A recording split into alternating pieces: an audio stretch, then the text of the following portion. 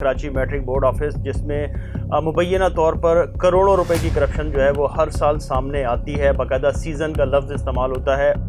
اس کی جو فنڈامنٹل وجہ یہ ہے کہ آپ جب ٹھیکے پر سیکٹری لگائیں گے، آپ جب 3-4 مہینے کے لیے کنٹرولر میٹرک بورڈ لگائیں گے تو یقیناً وہ 4 مہینے 6 مہینے کے لیے جو آئے گا اس کا مقصد بالکل ایک پولیس کے جو ایس ایچ اوز ہوتے ہیں کہ اگر وہ ٹینڈر دے کر کے آئیں گے تو وہ اپنا اس وقت کے اندر جو ریکوری ہو سکتی ہے وہ کریں گے۔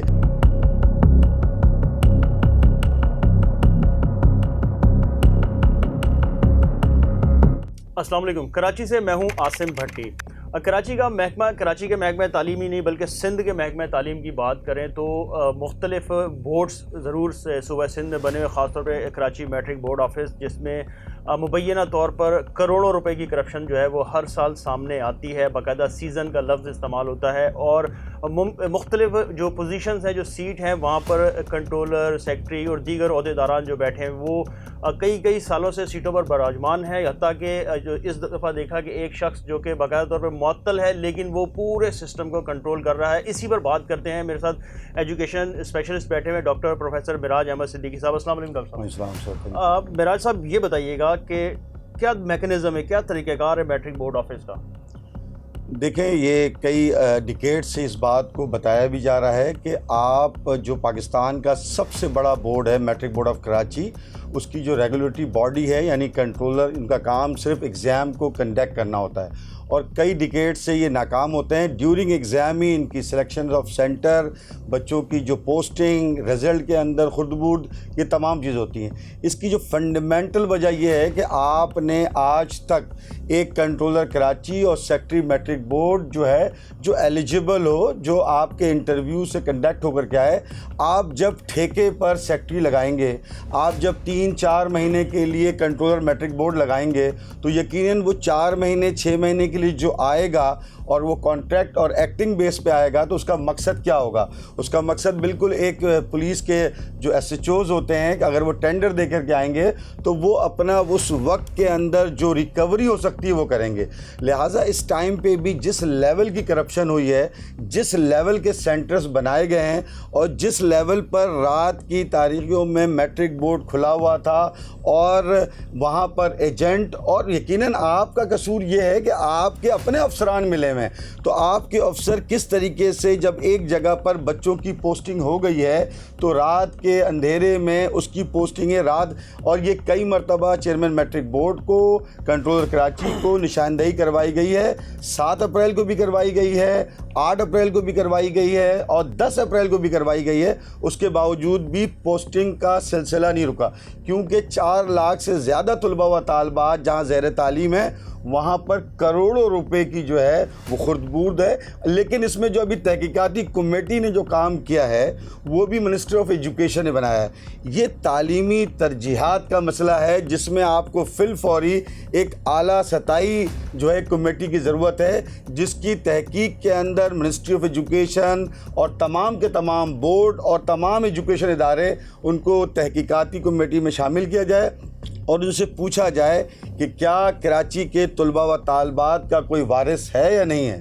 اب معراج صاحب، کرائیٹیریا کیا ہے امتحانی مراکز کا؟ کہ ان کی جانب سے تو کہا کہ بڑی سہولیات ہیں، لیکن ہم نے دیکھا ٹین کی چھتوں والے بھی بنے ہوئے اور بچوں کے سب کو ایک ساتھ بٹھا کے بھی امتحانی مراکز میں۔ دیکھیں، ہماری چیئرمین میٹرک بورڈ اور ان کے کنٹرولر اور سیکٹری بیٹھے ہوئے تھے، بات ہوئی ایسے ادارے بنائے جائیں جہاں پر فرنیچر اویلیبل ہو، جہاں طلباء و طالبات کا پہنچنا ہو۔ 85% اسکول جو ہے وہ لیس پریویلیجز ایریا میں ہیں، جہاں پر بچوں کی جو فیس ہے وہ 500 روپے سے لے کے 3000 روپے تک ہے۔ وہ بچے اگر اپنے ٹاؤن سے 7-8 کلومیٹر جائیں گے تو یقیناً ان کے لیے ایک مشکلات کا سبب بنتا ہے۔ لیکن ایسا نہیں ہوا، جو شخص آیا انہوں نے جو آپ کے افسران کو میٹرک بورڈ کے پیسے دیے اور بنایا گیا ہے۔ جس طرح تحقیقاتی کمیٹی نے بھی کچھ چیزیں اخذ کی ہیں کہ 170 سے زیادہ سینٹر ایسے بنے ہیں۔ وہ کون تھے؟ منگا پیر کے اندر ایک سینٹر ہال کے اندر چل رہا تھا، لانڈی کے اندر ایک سینٹر جو ہے وہ کوچنگ سینٹر میں آپ کا ایگزامینیشن سینٹر تھا۔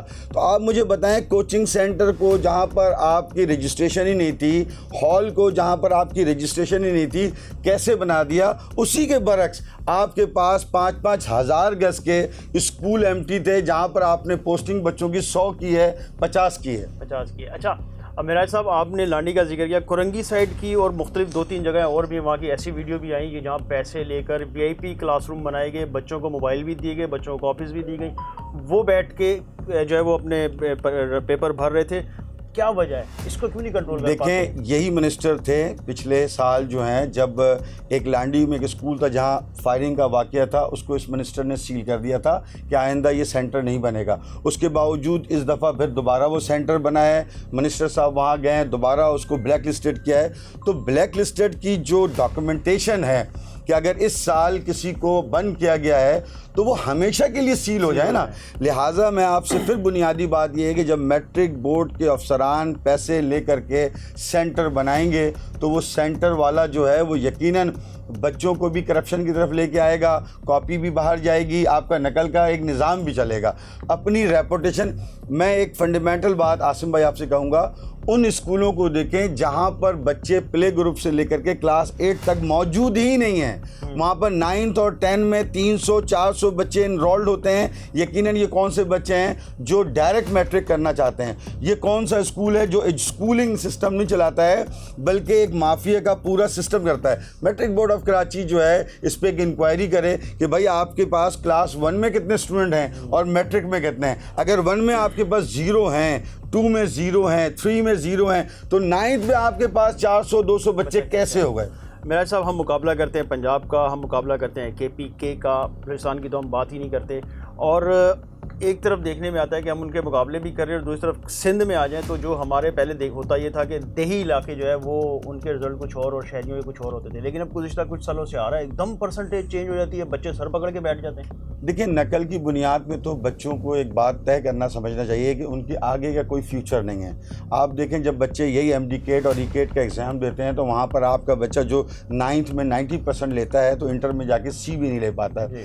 آپ کی بنیادی مسئلہ ہے. دوسرا میرپور خاص بورڈ کا مسئلہ، اس کا مطلب یہ ہے کہ آپ کے افسران کو، وہ کنٹرولر ہو، چیئرمین ہو، سیکٹری ہو، جب موقع ملتا ہے، جس بورڈ میں موقع ملتا ہے وہ اپنا کام کر جاتا ہے. لہٰذا آپ کو ایک ایجوکیشن اور ایجوکیشنسٹ نظام اور انٹائر چینج کرنے کی ضرورت ہے کہ آیا کہ آپ نے جس کو کنٹرولر بنا رہے ہیں یا سیکٹری بنا رہے ہیں اس کا بیک گراؤنڈ کیا ہے، اس کا ایکسپیرینس کیا ہے، کیا پیمانہ آپ رکھنا چاہتے ہیں.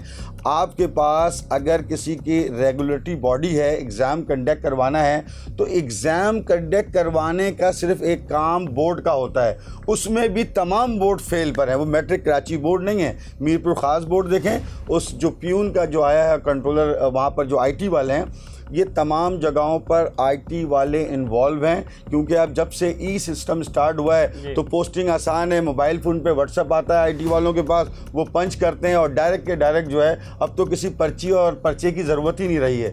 تو یقیناً اس نظام میں ترجیح، اس میں ضروری ہے عاصم بھائی کہ ترجیحی بنیادوں پہ جیسے بارڈر کی حفاظت ہو رہی ہے، جیسے دشمنوں سے مقابلہ ہو رہا ہے، یہ وہ دشمن ہیں جو ملک کے اندر نوجوانوں کی نسل کشی کر رہے ہیں.